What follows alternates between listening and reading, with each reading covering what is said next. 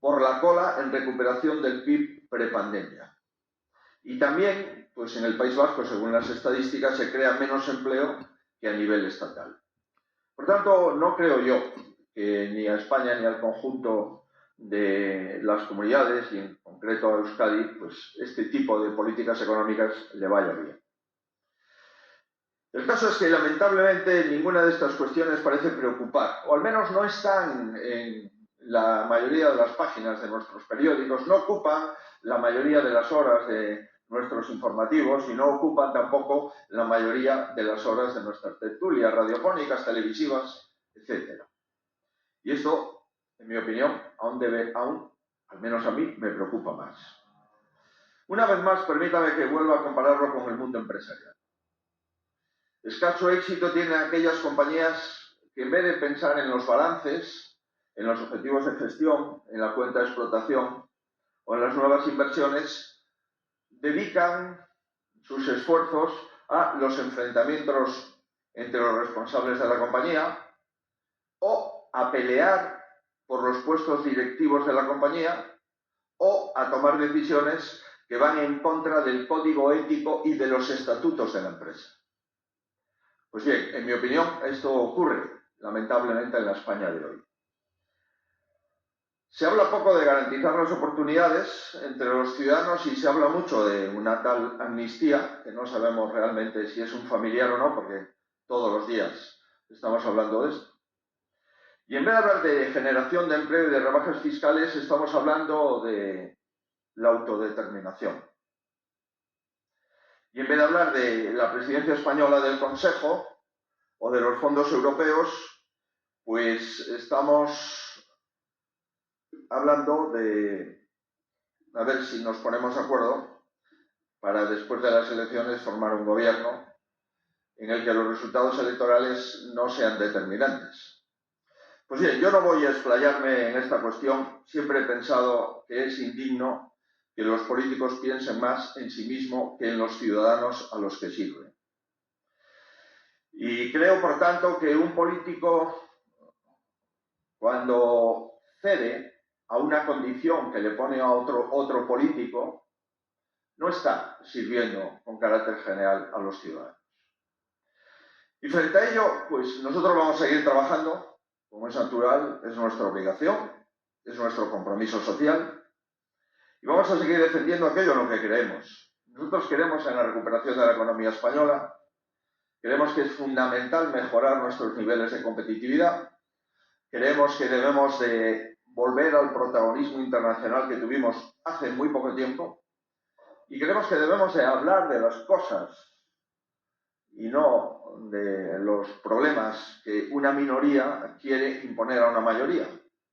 Y cuando el 94% de la gente, el 23 de julio, votó a determinados partidos políticos y tan solo el 6% votó a partidos políticos que no tienen un planteamiento nacional, pues no tiene sentido que ese 6% pues imponga su voluntad al 94%. Yo voy a referirme a las 7 palancas y con esto concluyo, en las que nosotros vamos a seguir trabajando. ¿Por qué? Porque nuestro objeto social es España. Y para nosotros son 48 millones de accionistas que a veces confían en nosotros y otras no. Eso no significa que sigan siendo los propietarios del país a los que tenemos que servir. Y en primer lugar, creo que para que un país sea atractivo debe ser atractiva la confianza que se genera desde las instituciones y la importancia que desde las instituciones se le dé al talento, a la captación de patrimonios y a la captación de inversión. Si no hay equilibrio presupuestario, si los gastos no coinciden con los ingresos, alguien lo pagará. Y no lo pagará el que gasta, sino que lo pagará el que viene, porque el que gasta ya se habrá ido.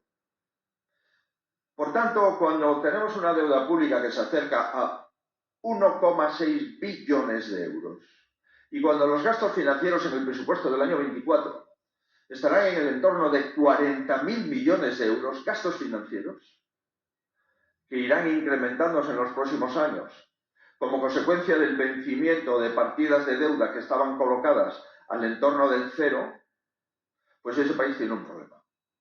Y si somos el tercer país dentro de los tres que más ha incrementado la deuda pública desde el año 2018, incrementándola el doble de la media de los países de la Unión Europea, es un enorme desequilibrio con el que tenemos que luchar para vencer.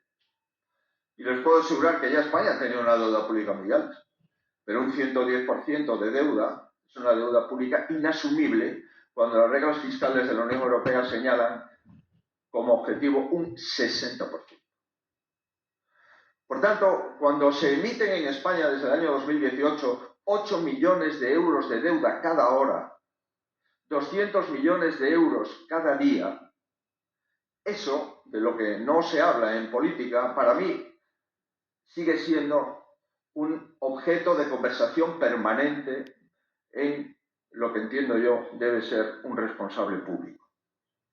Tenemos que equilibrar las cuentas, porque si no nuestro país se convertirá en un país vulnerable. Tenemos que traer talento a nuestro país y facilitar la inversión. Y cuando somos la cuarta economía del euro y sin embargo somos el número 18 en competitividad, tenemos desproporcionalidad. Y cuando la inversión extranjera bruta ha disminuido un 38% en el año 2022 sobre el año 2018, es evidente que, y está cayendo más en el año 23, seguimos teniendo un problema de confiabilidad y de seguridad jurídica en nuestro país. El segundo motor es una política económica dedicada a hacer reformas estructurales. Y cuando tienes un gobierno débil, no aparca siempre las reformas estructurales. ¿Por qué? Porque tus socios no las van a apoyar. Y si tus socios no lo apoyan y no las haces, pues cada día tendrás un problema adicional.